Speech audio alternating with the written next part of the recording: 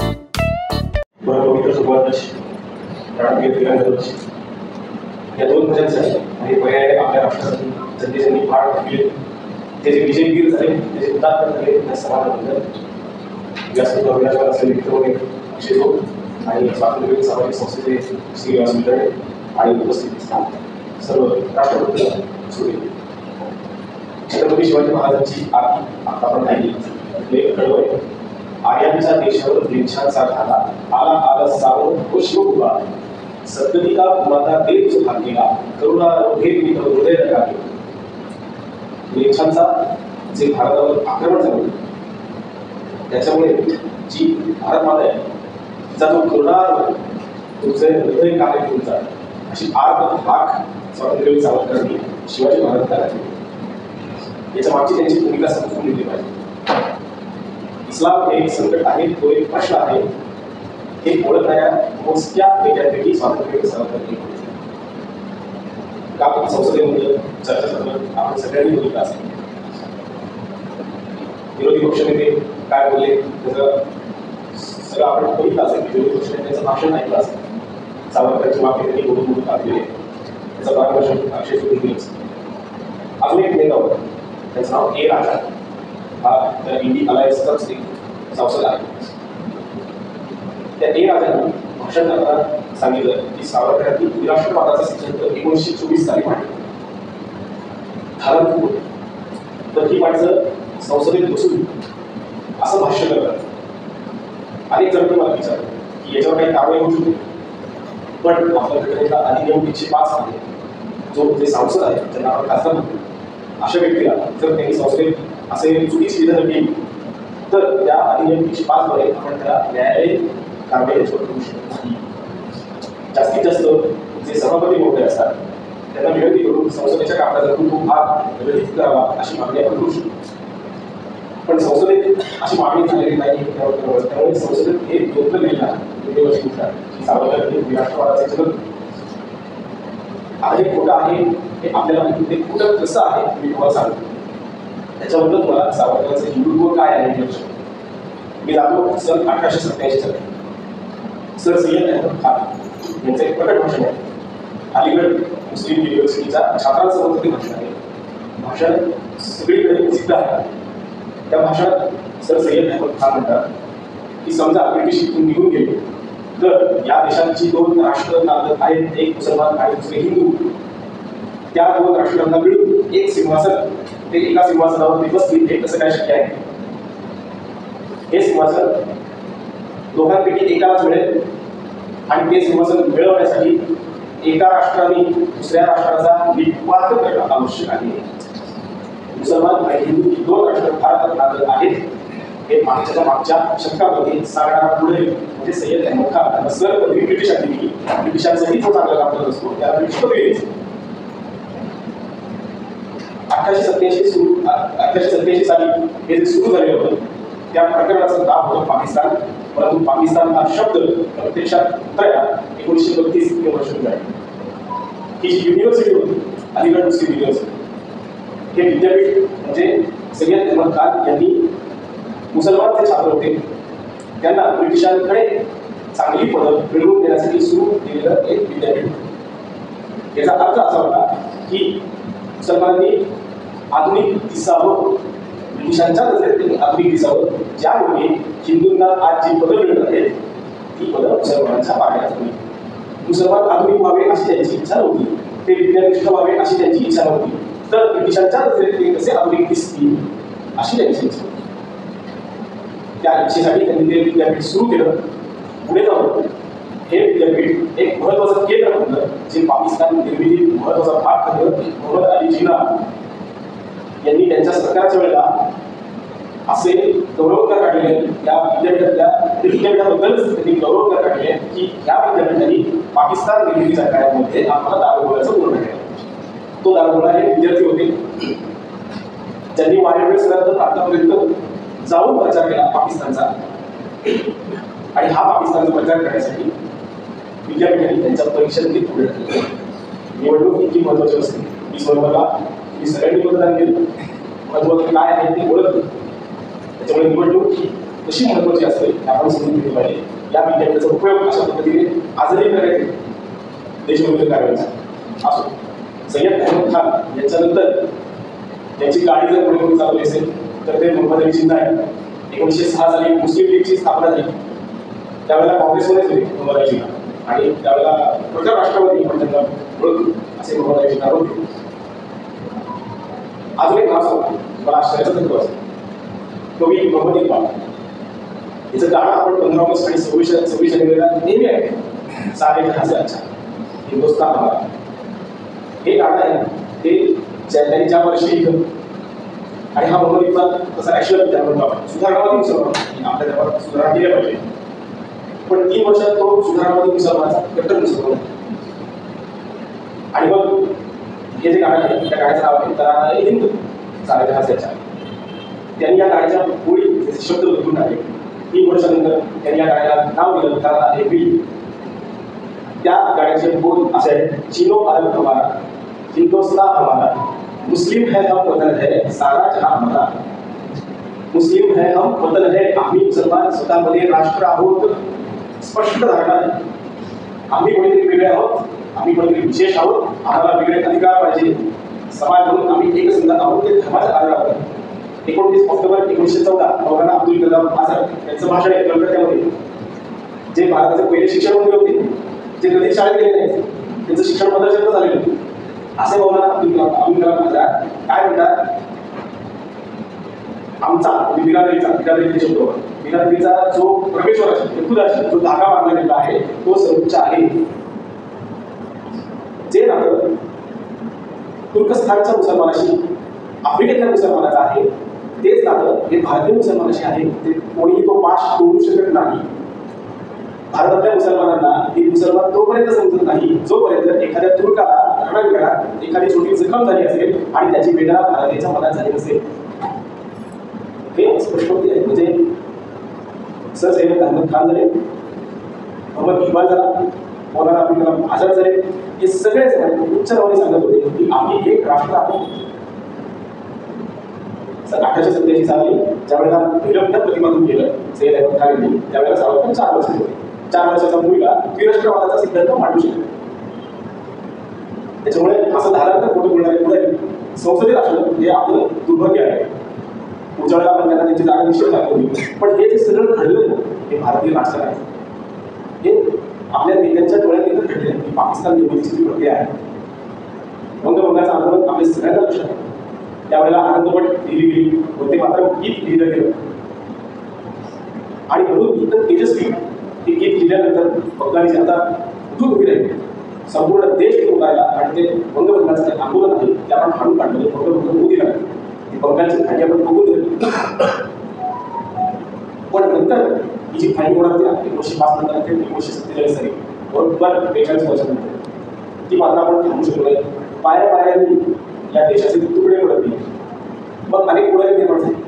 काँग्रेसमध्येच असलेले ते मुसलमान पुढारी केवळ आम्ही वेगळे आहोत इस्लामच्या धाग्याने आम्ही बांधले गेलो आम्ही वेगळे राष्ट्र कसं आहोत. हे मुसलमान जे असतात ते 2 मुसलमान हे पृथ्वीच्या पाठीवर भाऊ असतात. मुस्लिम त्यांना म्हणतो किंवा आपण नवीन एक संख्या ऐकायचं काय इस्लामिक ही संख्या काय आहे तर 2 मुसलमान जगाच्या पाठीवर भाऊ कसे आहेत तर ते धार्मिक बंधनाच्या आधारावर आहे. दिवसातून 5 वेळा नमाज पडली पाहिजे. त्याच्यानंतर अल्लाह हा एकमेव ईश्वर आहे. मोहम्मद पैगंबर हे शेवटचे प्रेषित आहे. हजला आयुष्यात एकदा तरी केलंच पाहिजे. जकात दिलाच पाहिजे. अशा या श्रद्धा आहेत. आपल्याकडं श्रद्धा असतात धर्माचं तत्वज्ञानाचे असतात सगळे शिकवण्याचे असतील त्यांच्या श्रद्धा असतात तशा त्यांच्या श्रद्धा आहेत. आणि या श्रद्धांच्या आधारावर 2 मुसलमान एकमेकांचे लोक असतात किंवा वडील दिला असतात. एखादा मुलगा त्या दिवशी म्हणेल की मी नमाज अदा करणार नाही त्या दिवशी तो काफीर ठरतो आणि तो वाजिब करतात म्हणजे मारायचा नाही केलं ही शिकवण आहे. आणि म्हणूनच तस्लिमा नसरीवर आपल्याबरोबर होती सॅटेलाइट बसेस हे भारतात प्रकाशित होऊ शकत सलमान रजनीचं त्यांना भारतात येऊ दिले नव्हते.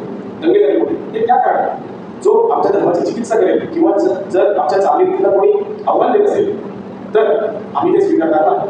ह्या त्या श्रद्धा आहेत. आणि म्हणून मौलाना अब्दुल कलाम आझादचे म्हणणं आहे की 2 मुसलमान हे भाऊ असतात.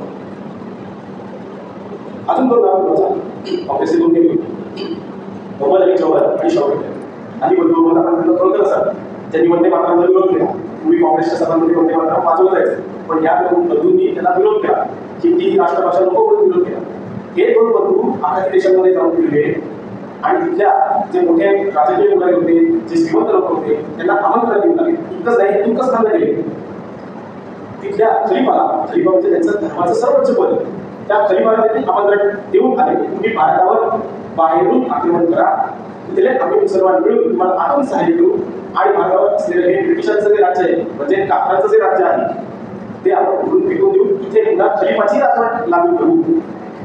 स्वराज्य स्वातंत्र्य हे हिंदूंना होतं, त्यांना खलिफाचं राज्य आहे. स्वातंत्र्य चळवळीत आपल्या लोकांनी सहभाग घेतला, तो उदात नाही कोणी घेतला.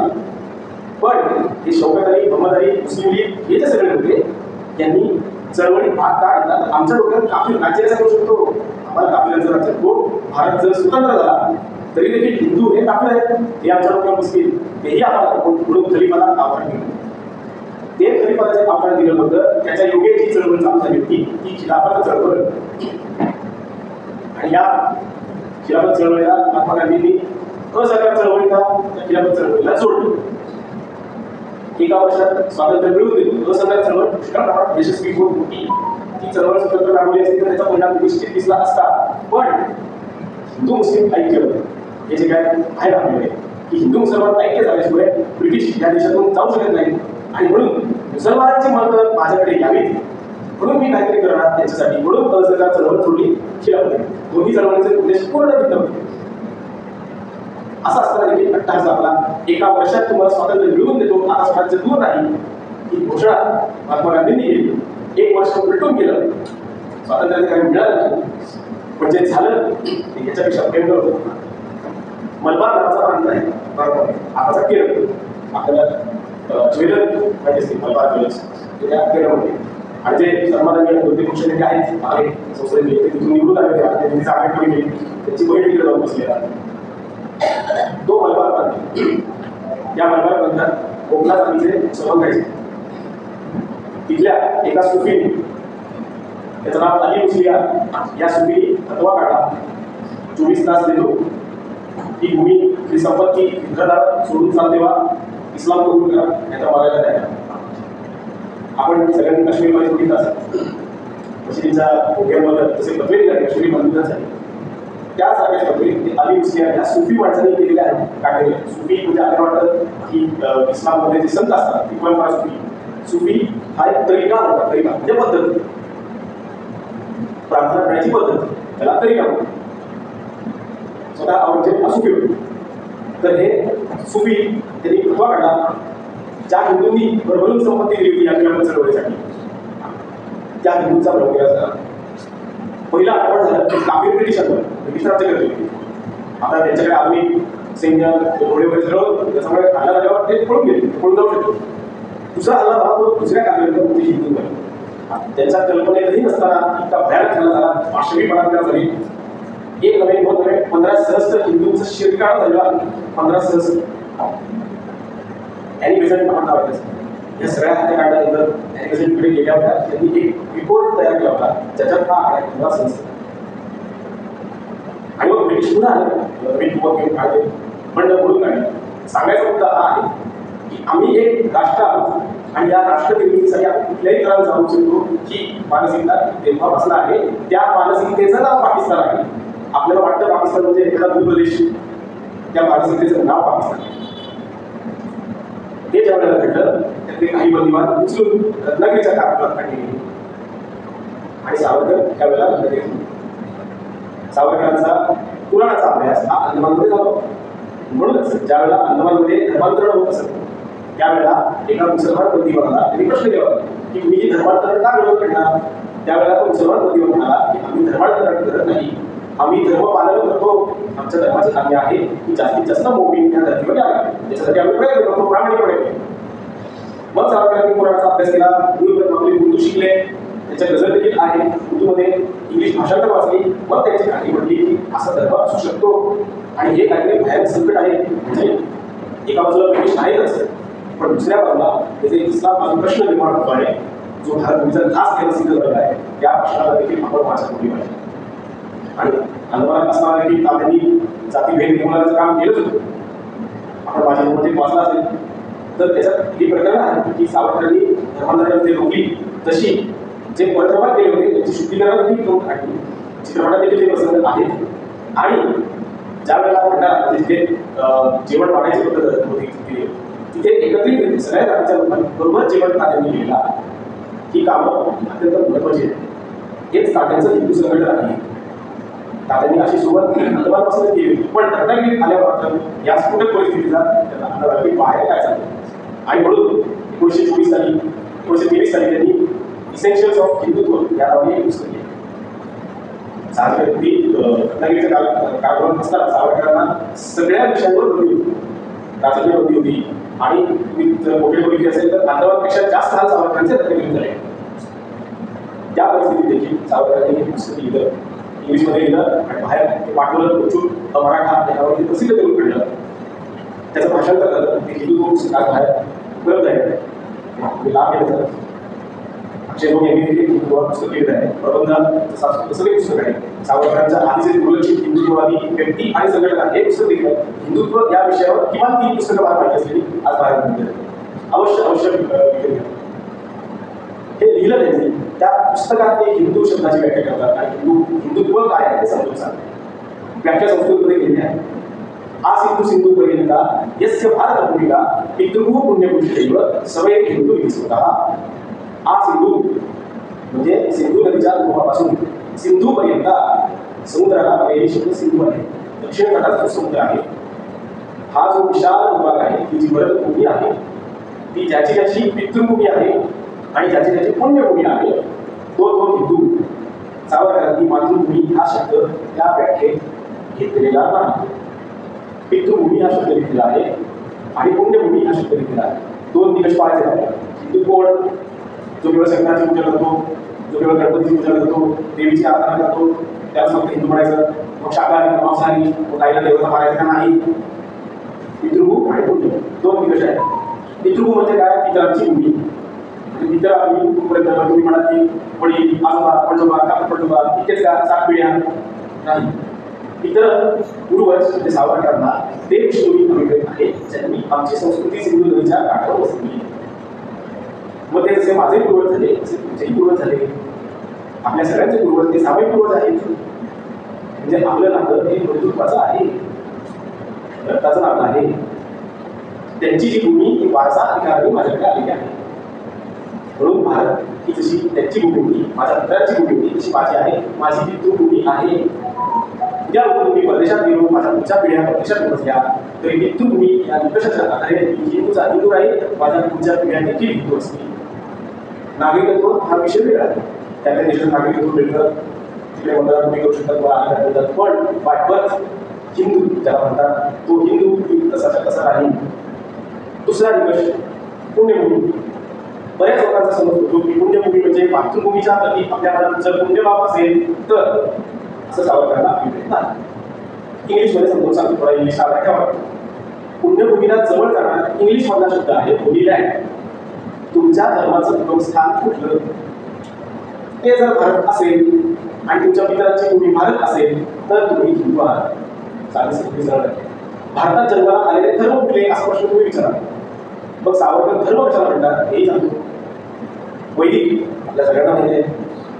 अवैदिक असे ज्याला आपण पंथ म्हणतो, संप्रदाय म्हणतो, असे धर्म त्याला धर्म म्हणतात सावरकर. का तर त्यांचं स्वतःचं तत्वज्ञान आहे.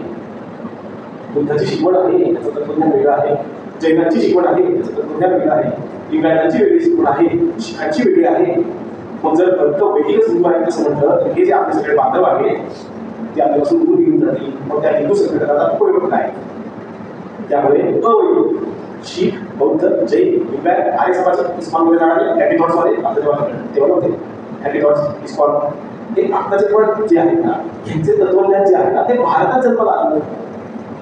ते पावलं ती त्यांची पुण्यभूमी झाली म्हणजे होली लँड झाली. त्या तत्वज्ञानाला मान्यता देणारा मानणारा असा जो अनुयायी वर्ग असतो तो देखील हिंदू झाला. मग तुम्ही घरी जाऊन गणपतीची उपासना करा, देवीची करा, रामाची करा, कृष्णाची पूजा करा, कुणाची करा, बुद्धाची करा, पूजा नका करू तरी तुम्ही हिंदूचे हिंदू राहता.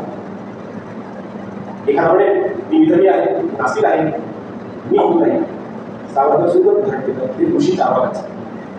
ते काय म्हणतात, ऋषी चार्वाक हे भारतात जन्माला आले. त्यांनी वेदांना आव्हान देणार तत्वज्ञान मांडलं. अत्यंत बुद्धिवादी होते. मग तुझा तत्वज्ञानाचा पाया हा बुद्धिवान असेल तर तुझा पूर्वज हा भारतातच जन्माला आला होता. त्याचाच वंशज आज आहे. त्याची जी भूमी आहे तीच तुझी भूमी आहे. त्यांनी तत्वज्ञान जे सांगितलं तेच तू आज आचरतो आहे. म्हणून तू नास्तिक असलास, विधर्मी असलास तरी तू हिंदू झालास. कुणीही सुटत नाही. पण ही देशभक्तीची व्याख्या आहे. हिंदूमध्ये जो बरोबर आहेच. आपण भारत तोच कसे वागतात, हिंदूंची बरोबर करतात. म्हणून सावरकर म्हणाले मला इंग्रजांची भीती वाटत नाही, मुसलमानांची वाटत नाही, मला हिंदूंचीच भीती वाटते. कारण आज हिंदूंनीच हिंदुत्वाशी बैल सुरू केला आहे. पण या हिंदूच्या व्याख्येतून कोणीही सुटून जाऊ नये अशी परिपूर्ण व्याख्या सावरकरांनी बनवली. वगळणे जातात ते पारशी आहेत, ज्यू आहेत, ख्रिश्चन आहेत आणि मुसलमान आहेत. पण ही हिंदू शब्दाची व्याख्या करणं अत्यावश्यक काम होतं, कारण हिंदू संघटन करायचं होतं. जसं मुसलमानांचं एक राष्ट्र आहे ते धार्मिक श्रद्धांवर आधारित आहे. ते धार्मिक श्रद्धा वापरून ही जी आपली मातृभूमी आहे, भारत देश आहे, ती गिळंकृत करायचं नसले असतील तर तुम्ही आपली हिंदूंनी काय करायचं. सर सय्यद अहमद खान असो, मोहम्मद इक्बाल असो, मोहम्मद अली जिन्ना असो, शौकत अली असो, मोहम्मद अली जौहर असो, अजून मी निजामी बनवत आहे ते असो, हे सगळे निर्णय आजूबाजूला वावरत असताना निर्णायक परिस्थितीत वावरणाऱ्या हिंदू समाजाला एक नायक आवश्यक होता. तो म्हणायला स्वातंत्र्य सावरकरांचा निवड. कसोशीही प्रयत्न केले याचा हिंदुत्ववाद पसरवण्यासाठी सगळे हे जे आहे आपण जातीभेद पाळून असावं. त्याचा हिंदू संघटनाचा सामाजिक आविष्कार रत्नागिरीत भेटला 13 वर्ष. स्वातंत्र्य सावरकर जातीभेद निर्मूलनासाठी कसोशीने प्रयत्न करतो. जन्मजात जातीभेदाचा निषेध आणि गुणजात जातीभेदाचा उद्धार हे सावरकरांचं वाक्य. आणि मग आम्ही का हरलो याचं चिंतन दिले सावरकरांनी केलं. आम्ही मार्गात का झालो, कारण काही स्वदेशी शृंखला, 7 स्वदेशी शृंखला ह्या आम्ही आमच्या पायात घालून घेतल्या आहेत. मग त्यांची नावं देण्यात आली. रोटीबंदी, बेटीबंदी, जातीबंदी, स्पर्शबंदी, समुद्रबंदी, व्यवसायबंदी, वेदोक्तबंदी आणि शुद्धीबंदी या 7 पेढ्या आम्ही आमच्या पायात घालून घेतल्या. त्याच्यामुळे आमचं राष्ट्र दुर्बळ झालं.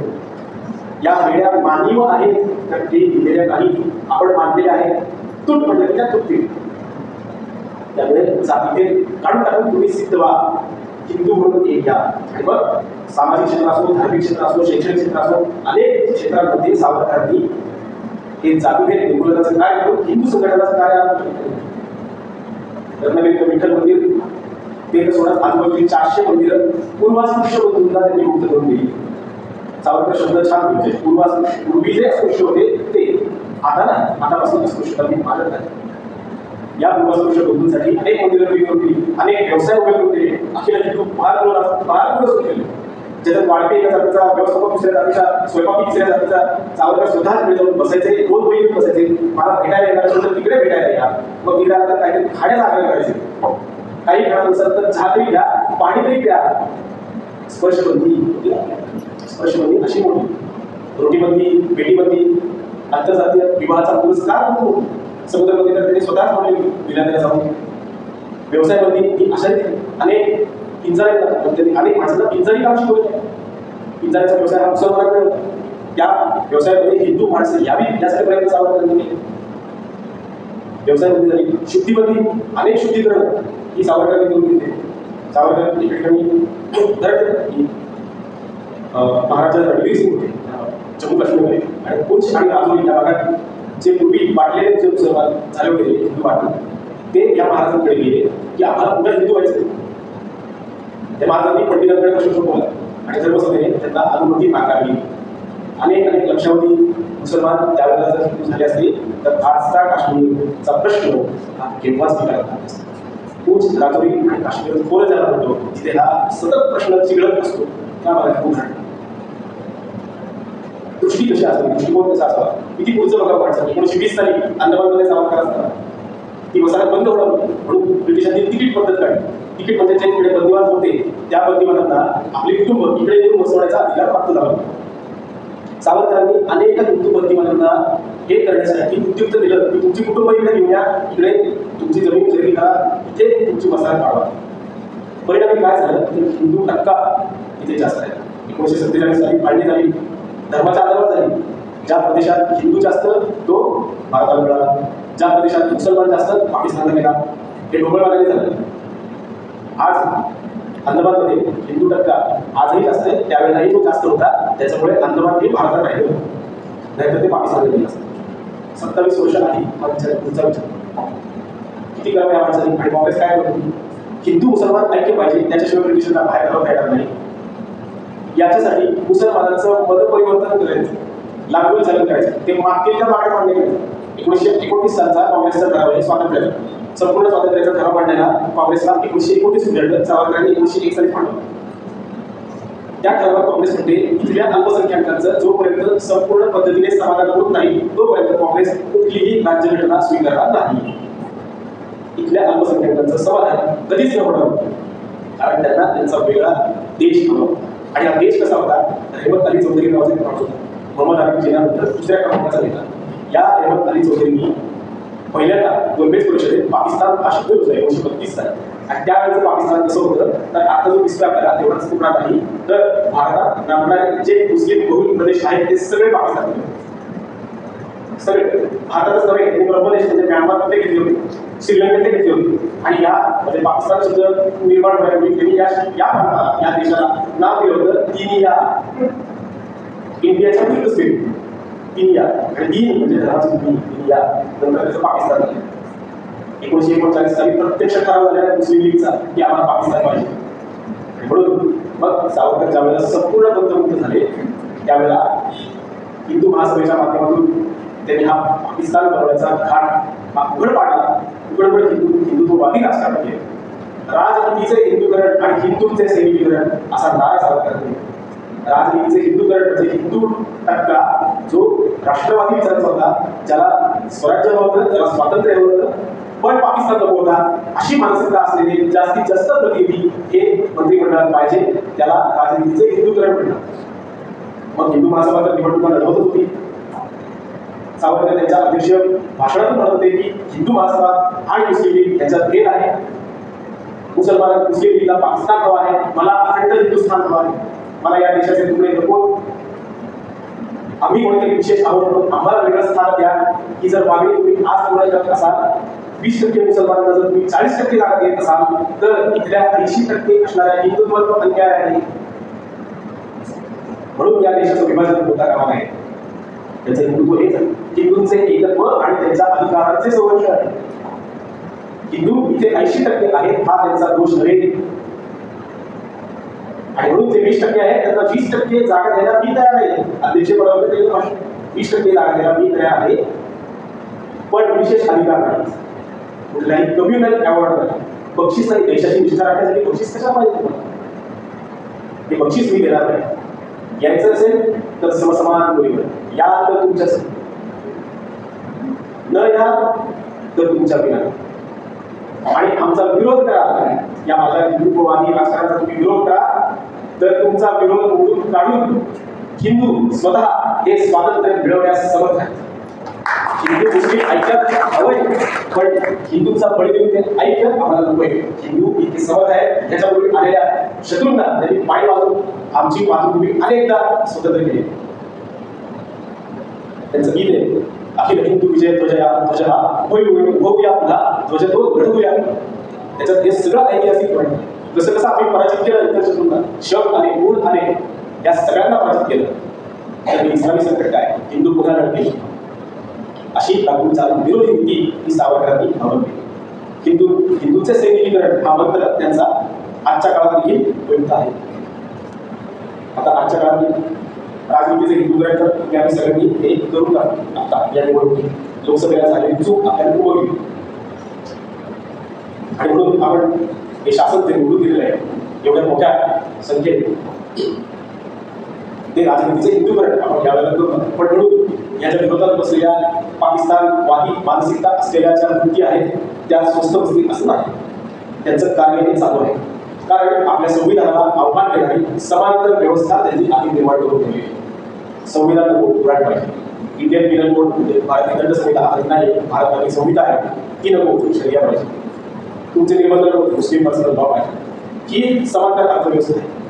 मग तुम्ही जर एखादा व्यवसाय करत असाल ज्याच्यात तुम्ही एखादा पदार्थ खाद्यपदार्थ देताय त्याच्यासाठी प्रमाणपत्र असतं मंत्रालयाचं, ते नाही आपल्याला ही जी समांतर व्यवस्था आहे ती निर्माण झालेली आहे. त्याच्यासाठी आपल्याला हिंदूंचं सैनिकीकरण आवश्यक.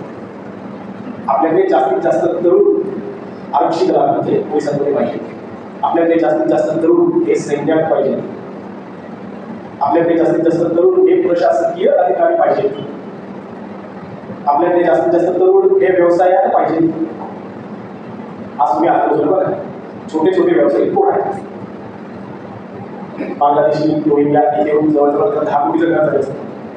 हे सगळे लोक आपल्या आजूबाजूला वावरत आहेत आणि आपण एका कालध्रोम म्हणजे आयकॉन त्याच्यावर बसलेलो विचार करायसाठी गोष्ट. म्हणून आपण याच्यामुळे जेव्हा तुम्ही घरी जाल तेव्हा आपल्या मुलांना नागरिकांना ही गोष्ट गांभीर्याने समजावून सांगा की आजपर्यंत देशाचं रक्षण आपण करत आलो आहोत. इथून पुढचं जे दायित्व आहे ते पुढच्या पिढीवर आहे. सावरकर म्हणतात वडाच्या झाडाचं पीक हे दोरीच्या दाढेमुळे लहान असतं, पण त्याच्यात एक प्रकारची प्रचंड वंदना असते की मी मोठा होतो आणि त्याचा मोठा वृक्ष होतो. त्या मोठ्या वृक्षाखाली अनेक माणसं आसरा घेतात, गाईची खिल्लार विसरतात. तर होत्याच हे हिंदू राष्ट्र या सूर्याखाली जर तुला पुन्हा एकदा सशक्त समर्थ व्हायचं असेल तर ते केवळ त्या हिंदू ध्वजाखाली होता येईल. हे आज मी तुम्हाला सांगतो आहे. असं सावरकर म्हणाले की ही माझी बलिदान आहे, ती माझी मला करू द्या. जर हे खोटं ठरलं तर लोक मला वेळा म्हणतील, पण जर हिंदू राष्ट्र उद्या हे सक्षम रीतीने उदयाला आलं तर लोक मला द्रष्टा म्हणतील.